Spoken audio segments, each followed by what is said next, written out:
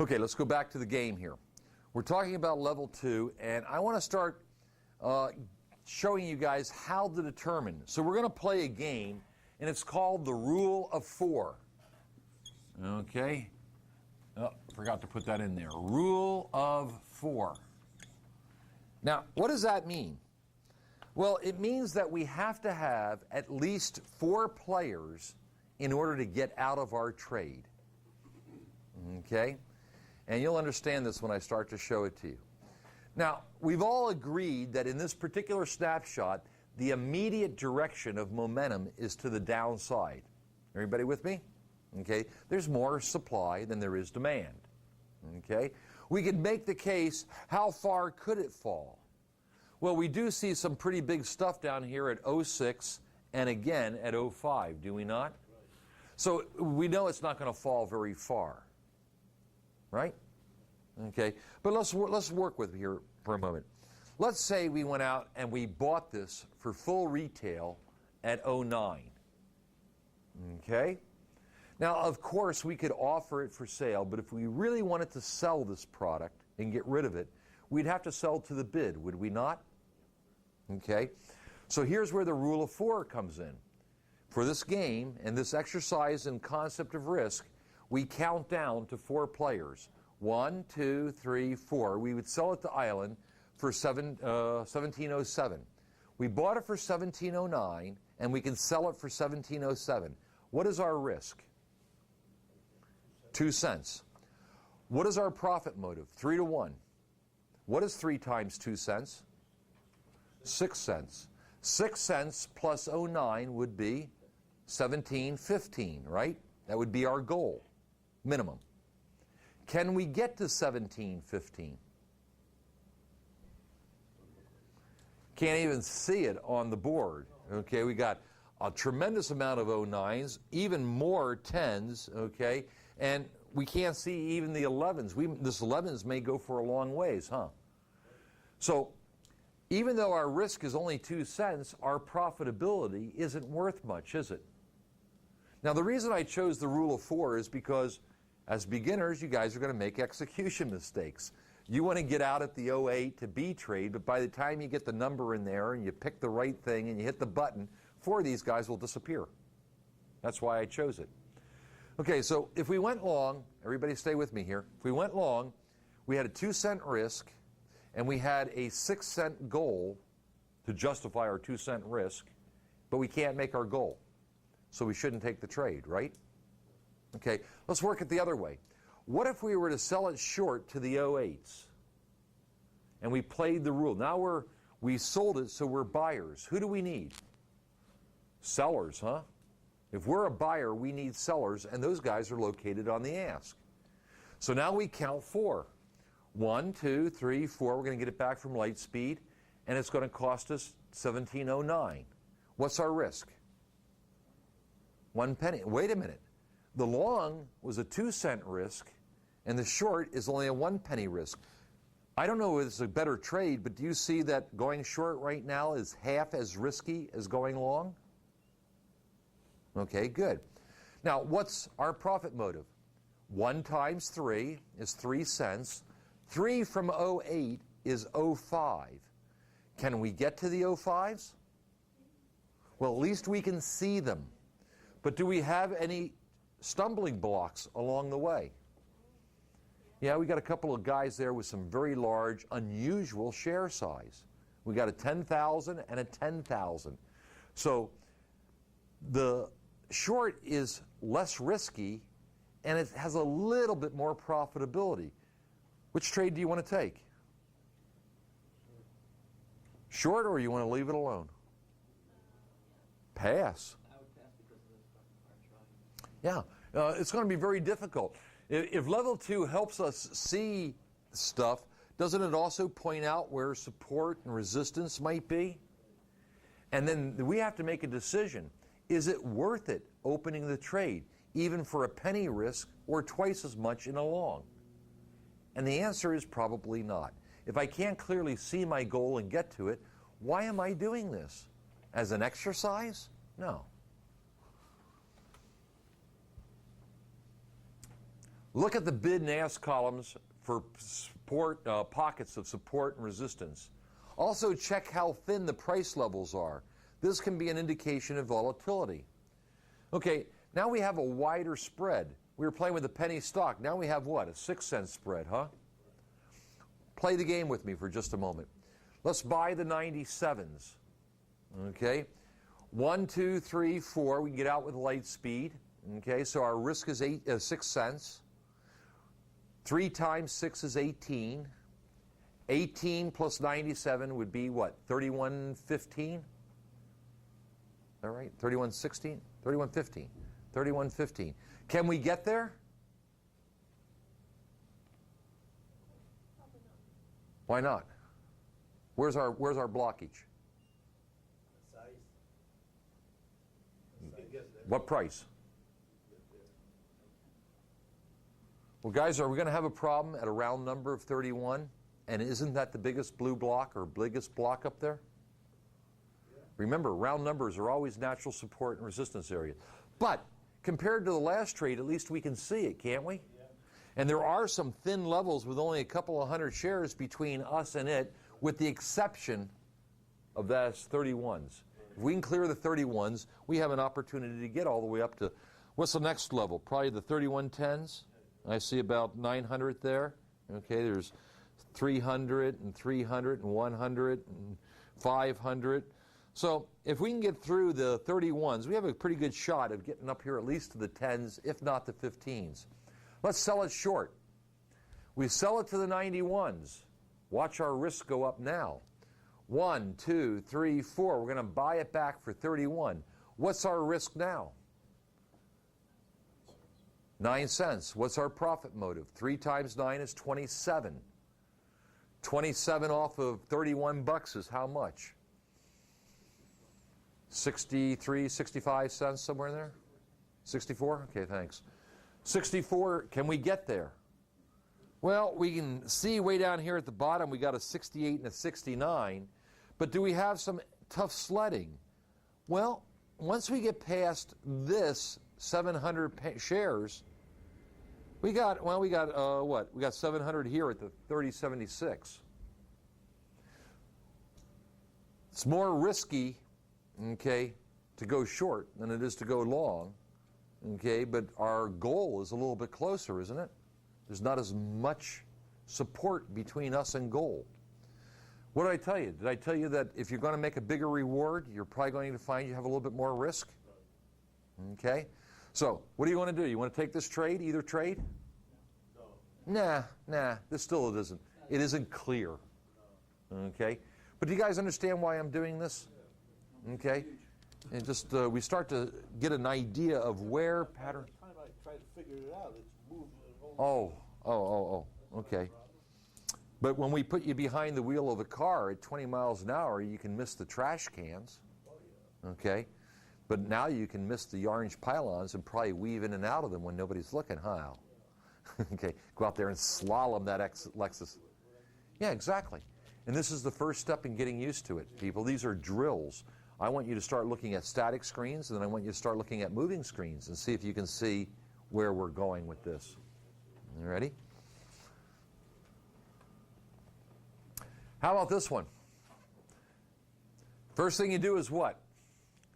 Look up and down for abnormalities. Now, obviously, you guys should be able to spot Cowan here. I have him bolded for you. Okay? He's got 25 at 31, and he's got 25,000 at 33. But I know, let's work through the game. Okay? We buy the 33s. 1, 2, 3, 4. We can sell it for 31. Our risk is what? 2 cents. 2 times 3 is 6. 6 plus 33 is 39. We're going to get there? Can we get to 639? Yeah? How are you going to get past this 25,000, this 10,000, this 15,000, this whole thing, and then we still have another 4 cents we can't see? Can't get there, okay? What if we were to sell it short? Does everybody look like it's going down, that there's more supply than there is demand? There is. Let's check it out. We sell it short for 32. We can buy it back for 1, 2, 3. There's more than 4. For a penny, it's less risky. 1 times 3 is 3 cents. 3 from 32 is 29. Can we get there? Whew. 25, 14, 5,000. At least we can see it. Okay? Now, the last stock we looked at had lots of little colored bands, and you didn't like that one. And this has great big thick bands, and you don't like this one. Why? This thing is so ponderous, it can't get out of its own way. Where is it going to go? If you bought the 33s, you might get the 34s or 35s. If you sold short, it might go down to 31 or 30. But you're not going very far in this, huh? It's going to take all day because it's too thick. You have too thin and you have too thick. Just remember, you can never be too rich, though. All righty? Okay.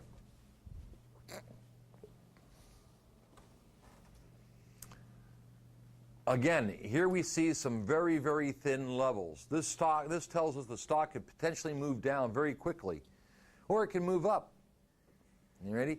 Does everybody notice that what the biggest share size here is what, 1,500?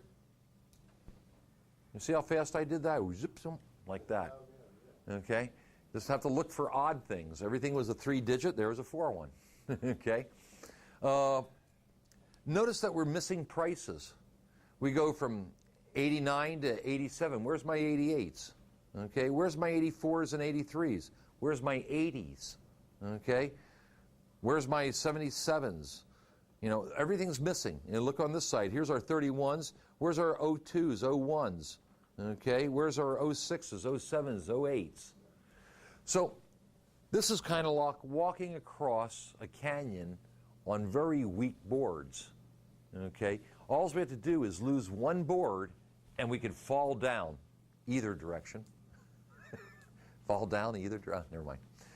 Okay, the point is we could go through these planks very easily. And that can cause us some problems. But if we played the game, we buy the 94s, 1, 2, 3, 4. What's our risk in here? 5 cents. 5 times 3. 15, 15 plus 94.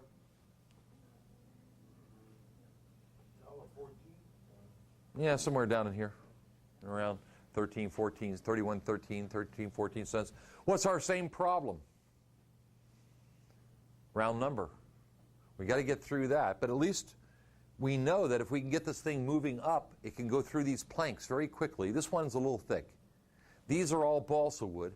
100 shares, 100 shares. But here we got a 2x4, huh? At least we don't have any 8x8s. On that last one where we had 10,000 or 14,000, we had some 8x8 timbers in there. What if we sold it short? Okay, sell it for the 91, 1, 2, 3, 4. We're buying it back for 98, 7-cent risk. So our risk is higher, isn't it? Even though we count at 4 on both sides, because of the way this thing is built right now, there's 2 cents more in risk. 7 times 3 is 21. 21 from 91 is 70. We can see it, and guess what? This looks like it's a lot easier to get to.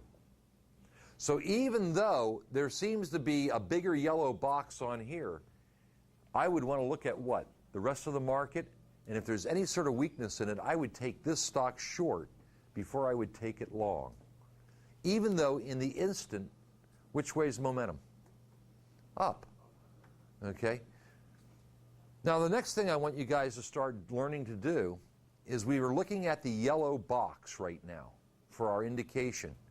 You need to let your eyes drift at least 2 to 3 cents on either side of the yellow. So again, if I'm looking at the 94s, I'm not going to be afraid to look at 95s and 97s. If I'm looking at the 91s, I'm not going to be afraid to look at 90s and 89s. Because aren't they so close that they represent some immediate support and resistance too? As I keep saying to you guys, a penny difference isn't much. Okay? Certainly not when you're talking about hundreds of thousands of shares being traded. Okay, make a decision. You want to go short or you want to go long?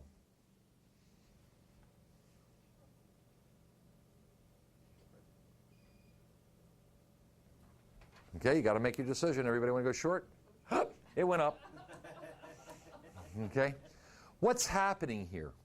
Well, the reason I did this, obviously this was kind of a trick question, if you will. You're looking at a static screen, people. It's not moving. So when you see a lot of people over here at the 98s, you just assume that this is supply and things are going down. But we had a pretty big spread in this. We had a nickel spread.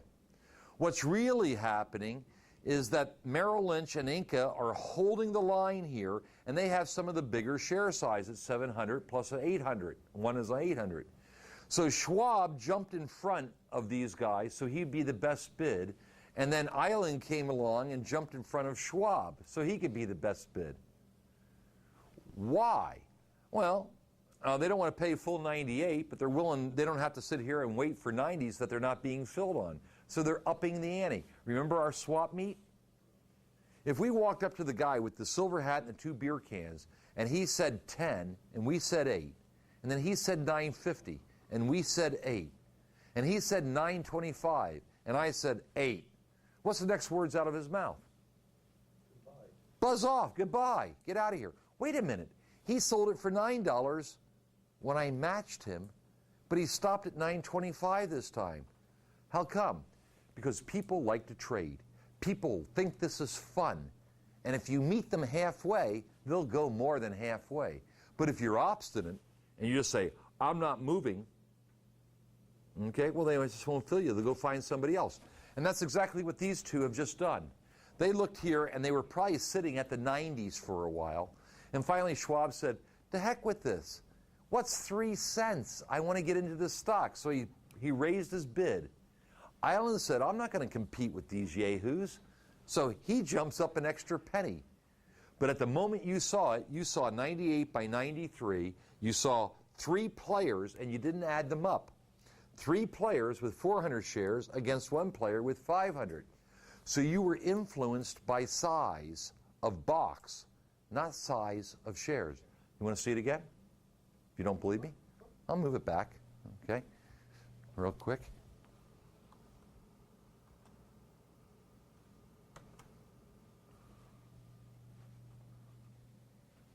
Okay, it's Schwab with 500 against 400. But you guys all said you wanted to go short. See, you were influenced by the size of the box instead of taking the time to count the share size. All righty?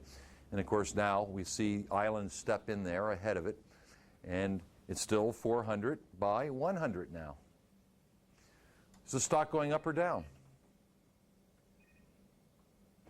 It's going up, okay? Is it near the high or the low?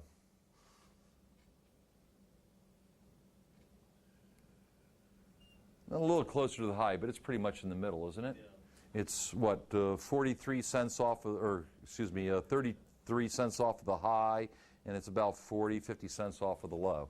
So it's pretty much in the middle. I like to find them closer to an extreme.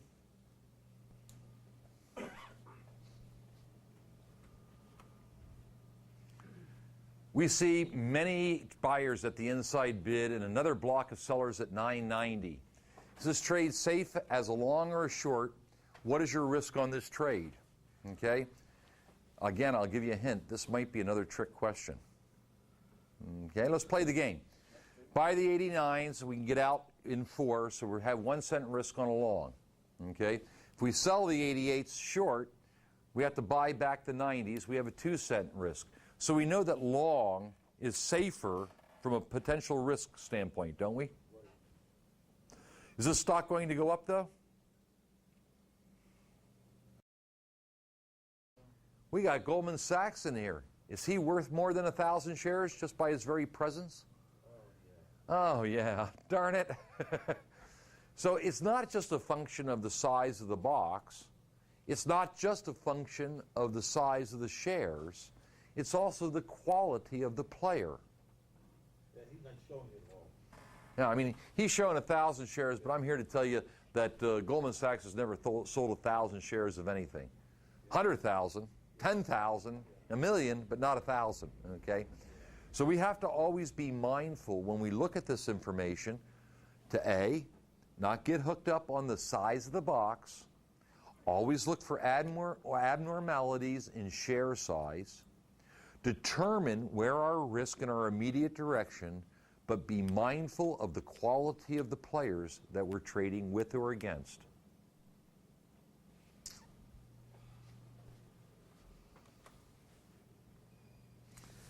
Okay, you guys should be able to do this real fast. Which is safer, is a long or a short on the left-hand side? Just look, don't worry about who the quality. Just sing it out, guys. You want to go long or you want to go short? Long. Go long. In the center, which way do you want to go? Short. Short, why? Who said that? Why? Heavy resistance at 1280. Anybody see anything else? Anybody notice the 18,000 shares at the inside ask? Okay. Again, the boxes look even, don't they? There's 4 players and 4 players, but there's somebody who's got a much heavier hand here. How about here on the right? Anybody want to go long? No, I didn't think so. Okay. All righty. On the first one, though, what was your answer on the first one? Well, I'd go long if I didn't count Goldman Sachs. I said ignore the quality. Yeah, yeah. It's the same one we just looked at. Yeah, Same one we just looked at. it is.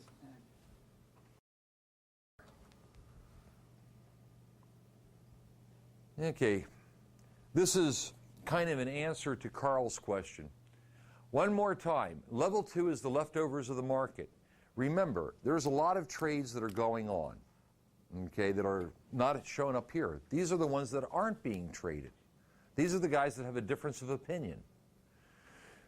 Market makers and ECNs display their needs. Mostly, ECNs show true share size, but market makers only have to show 100 shares. So what then when they show 10,000? What are they trying to tell you? Nothing is said or done without a purpose. Okay? So if we see Merrill Lynch down here and Dane with 10,000, what is really going on? Do these guys really want to buy 1705s? Is that their purpose in life as we see it right here? No? What is their purpose in life, Trish?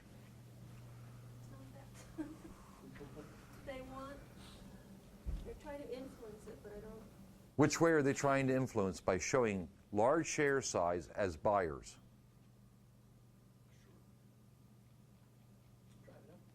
Trying to drive it up, aren't they? Isn't this support over here? Isn't this unusual support? Is anybody else showing 10,000? Okay. Now, if ECNs are used by all, could we look around and try to find an ECN that is showing unusual share size somewhere approximating either 10 or 20,000 shares? How about ARCA showing 14,300? Might that be 4,300 of regular traders plus 10,000 shares of Merrill Lynch hidden on ARCA?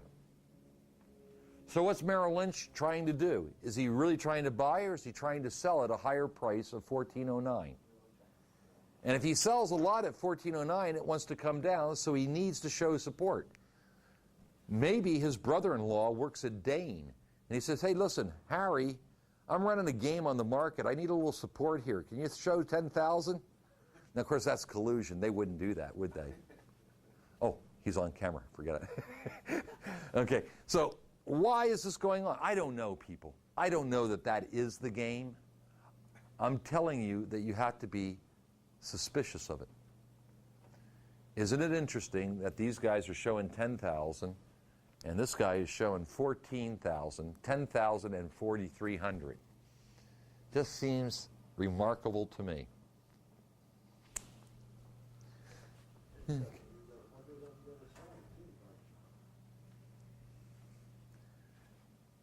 Okay, we've already talked about this, so we'll just blaze through this quickly. At its simplest, people, we look for supply and demand, but always remember, let your eyes drift a little bit. Sure, we've got plenty of 33s to provide us support, but at 32, do we have another 11,000? Yeah, and I may even want to go down here to the 31s. The way I look at level 2 people is these are the people who enlisted for Army Rangers. Okay? This here are people who got drafted. These are your National Guard. These are women and children down here. Okay? So, who's going to fight the first battle? The guys who enlisted. They like fighting, right? But what if the battle starts to go against them? Well, then the draftees are going to go to Canada. Okay? The National Guard is going to go home. Okay? And the women and children are going to run for their lives. You ready? So, we got to look at these guys and let your eyes drift over the combatants. Think about who they are and what support or resistance they may be offering. Now, here's the flip side, of course. We just looked at support. Here we start to see big resistance, a lot of supply. 10,000, 11,000, 5, 18, 3,100. A whole lot of players in just 2 cents. What if we were to take in the 11s? Would it even be stronger? Yeah. Is this the right time to buy this product? Probably not. Remember, stocks only have 2 possible futures. They can go up or they can go down. How far can they go up? Well, they can go up to future supply or future resistance. They can go down to future demand or future support, however you want to look at it. By the way, just real fast, because I saw a couple hesitations in there. Demand, okay, equals support equals buyers. Supply equals resistance equals sellers. Okay, equals bid equals ask. Does that help at all? Good. Okay, now this isn't the classic example here. This isn't the classic example here because we're on a static screen, but can everybody see that how far can this thing go up? Does everybody see we have Goldman Sachs at 593, but also we have what? 50,000 shares. Nobody else is showing that kind of share size. Is Morgan Stanley sitting here saying, stop, do not pass 593? Yes, he is. Why? Maybe he wants to buy it at a cheaper price. Maybe he's trying to drive the price down. How far down could it go? Well, we start to see a big batch of people with 5, 1,000, 34, and 18 here at 86. But Morgan Stanley isn't one of them. Okay? He's buying 87s, 100 shares. Why is he only buying 100 shares?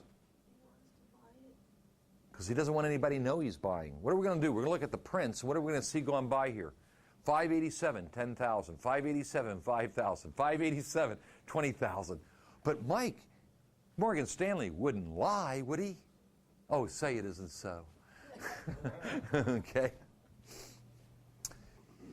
Okay, people, remember that level 2 and time and sales are not the holy grail. We talk about them, and some of you guys get the impression that's all we talk about. We don't. These are a very vital tool, but they're not the only tool. We never trade in a vacuum. Again, if I had my level 2 and my time and sales, my prints up there, I'm happy. Would I be happier with my trend, my tick, my indexes, my futures, my charts? Yes. And somebody said, well, Mike, do you trade with it all? And I said, well, yes and no. We haven't seen it all yet. Okay? But I told you, if I'm going to go to war, and war is where we're going, I have the potential to lose my account's life. Not mine, but my account's life. I don't want to go there with just a short sword and a tutu. I want leggings. I want a Kevlar vest. Okay? I want a big shield, not one of those little scrawny ones. I like the big ones. You can hit people with them too. Okay? You can hide under them. I want a quiver full of arrows. I want a big long bow. I may even want one of those crossbows, those mechanical ones. I want a dagger. Okay? I want a Sherman M71 tank, fully armored. Bradley fighting machine, and maybe a couple of F-18s. If I'm going to go, I might as well go with it all, okay? The reason these things aren't the answer is because you can get caught up in the moment. We can see here that the price is going up or the price is going up here. But what is the trend on the day? Down. If anything, we should be thinking short, not looking for a long in level 2 or in the prints. Let's wait for this thing to get up close to our trend line. And what's the rule? Sell near resistance. We're going to get short here. And we're still in this trade, and we're still making money, people. Ready? Don't buck the trend. Now, can we use time and sales to help us get short right here on this green candle or immediately on this red one? Absolutely, we can. But they won't, time and sales will not show you this overall trend. Okay.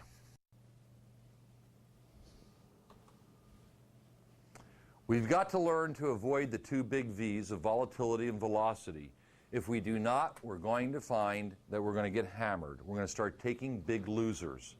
We can't afford big losers, people. The whole point of this discussion is how to keep them small, how to determine risk, how to start to see whether the reward is worth the risk.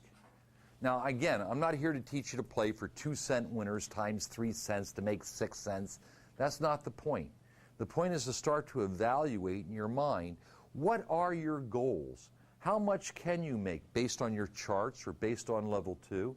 What is your risk, and is it worth it? And only if it's worth it do you then take the trade. Okay, this last slide here is really kind of cute. By this time, you guys should be able to pick out the good and the bad stocks in the following slides. Spencer put the slide together, and you tell me if you can pick out the good and the bad slide.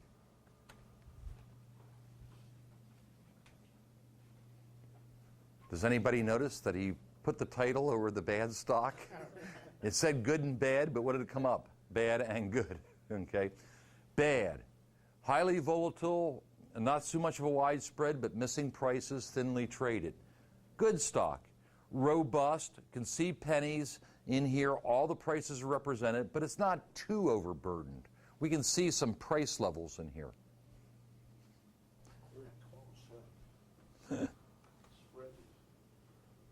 Okay, here we go again. Bad stock versus good stock. Bad stock. Huge percent change, more than what we're looking for. Okay, widespread, limited participation. Good stock. Every penny's represented. A lot of players in here, good liquidity, and we can see that we can move up or down. So what's the punchline? Don't get any stock with too little or too much liquidity. Look for good stocks. We gave you today, this we used to say 2 million, and the core stock criteria I gave you was 1 million. Why? Because the market's much quieter right now. And you need a little bit of volatility to make any money. So we've dropped it from 2 million down to 1 million. You ready? Remember, ADV is a good indicator for the general risk of a stock. If it gets really low, it becomes highly risky.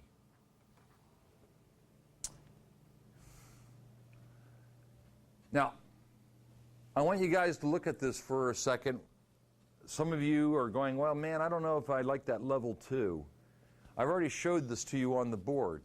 Can everybody see that I have Sun Micro down here, and over the course of about 4 or 5 days, that we had both a support line that came across here and a resistance line that became resistance over here.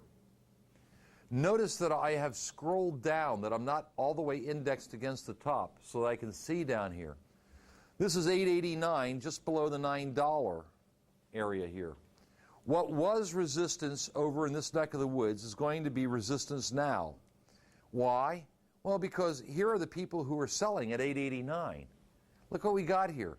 Goldman Sachs, 1,000, JP Morgan, 20,000, Schwab, Lehman, National Discount, Prudential, all lined up here at 889 to sell. That's why this line is here. This line isn't here because by itself, just because of this, what actually creates resistance? Sellers. And what if you can scroll down and you see them all lining up to sell right along that line that you drew on 322, and today is 328? Does that give you validation that your resistance line is going to hold? Yeah. Good time to get short, at least for a short period. And that, ladies and gentlemen, concludes today. Any particular questions? I thank you for persevering and putting in the extra time. We're caught up now. You ready? For homework, I need you guys to go through your slides today, write down any questions. If you haven't discovered them, at the end of each day, there's a whole bunch of handouts. Don't use them for parakeet cage liner. Read them. Write down questions. We'll answer those questions. Okay. Anything? Yes, Carl. I saw a trading log back here that you were talking about, but is there a trading plan template? There should be. Okay, I didn't. Okay. And one of the things that I'm going to tell you tomorrow when we do our risk management is I do have some of this stuff on Excel.